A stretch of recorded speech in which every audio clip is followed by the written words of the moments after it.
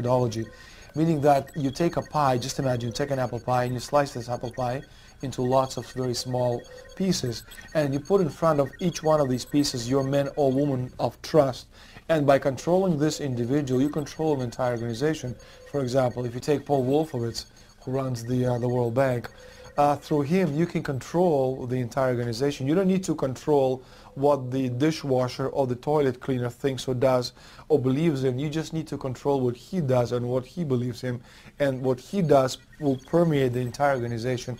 And that's how you control, with very, very small power base, an entire global population of 6 billion people. Bilderberg is making great progress toward a world government. They have created a superstate in Europe called the European Union. They're intent on creating a Western Hemisphere Union called the American Union. NAFTA is to be expanded into every country in this hemisphere. As NAFTA expands, it will take on the role of the American Union. And only an educated, informed public can stop them in their tracks. In 2005, an arrangement between Canada, Mexico, and the United States was made. This arrangement, unannounced to the public, unregulated by Congress, merges the United States, Mexico, and Canada into one entity, erasing all borders. It's called the North American Union, and you might want to ask yourself why you've never heard of this. In fact, there is only one mainstream reporter who has actually heard of and has had the courage to cover this issue. The Bush administration's open borders policy and its decision to ignore the enforcement of this country's immigration laws is part of a broader agenda. President Bush signed a formal agreement that will end the United States as we know it, and he took the step without approval from either the U.S. Congress or the people of the United States. It's a deal that few have even heard of. It's being done again by very few people at the very top on behalf of the investment class, but the working class of people, political officials across our country, from communities, from cities and so forth, they don't know anything about this. This isn't some trade agreement. It is a total removal of sovereignty from these countries, which will also result in a completely new currency called the Amero. Fall. Apart from that, I think one thing people who are dollar-based need to focus on is the Amero. That's the one thing that nobody's talking about that I think is going to have a big impact on everybody's life in Canada, the U.S., and Mexico. The Amero is the proposed new currency for the North American community, which is being developed right now between Canada, the U.S., and Mexico to make a borderless community, much like the EU, and the dollar, Canadian dollar, U.S. dollar, and the Mexican peso replaced by the Amero. By default of this agreement, the American Constitution will eventually be obsolete. You would think that a situation like this would be on the cover of every major newspaper. That is until you realize that the people who are behind this movement are the same people behind the mainstream media, and you are not told what you're not supposed to know. The North American Union is the same concept as the European Union, the African Union, and the soon-to-be Asian Union, and the same people are behind all of them. And, when the time is right, the North American Union, the European Union, the African Union, and the Asian Union will be merged together, forming the final stages of a plan these men have been working on for over 60 years. A one-world government.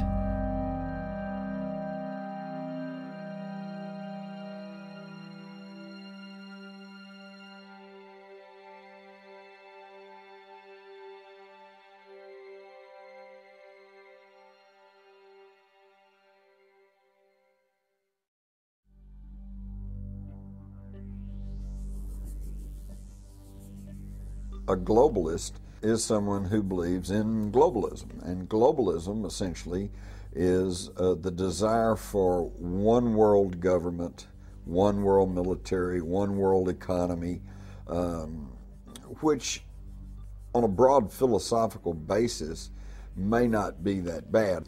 But the problem is that we are being pushed into globalism by secrecy and by deceit. And nobody's getting a chance to actually consider the ramifications or consider the methodology that's being used to push us into this globalization. And that leads to the $64,000 question. Let's assume that these globalists, and they make no secret about their desire for one world economy, one world government, let's assume that they're successful.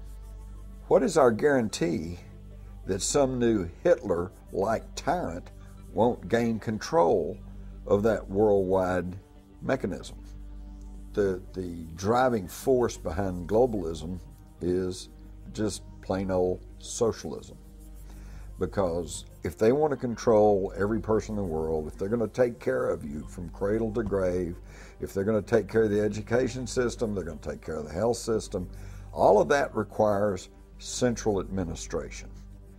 And the wealthy elite who have the money and the power know that if they can create a one world global social system, that they can control the central authority. In other words, world control, world domination, one of the oldest desires in the history of the world, going all the way back to Alexander the Great. The way that this can be done with a very few people, at the peak, that is because if you look at every organization today, be it a university, a school, a government, a secret society, anything, a multinational company, business of any kind, they're structured as a pyramid, which works like this. In any organization, you've got a very, very few people at the peak of the pyramid. That very few people know exactly what that organization's about, what its real agenda is, what it's really trying to achieve. The further you come down from that peak in any organization, you're meeting more and more and more people who know less and less and less and less about what the organization's really about. They only know their part. The CIA call this compartmentalization, keeping from everyone else in the pyramid how what they're doing in apparent innocence links in with what other people are doing in apparent innocence to produce a very sinister pattern.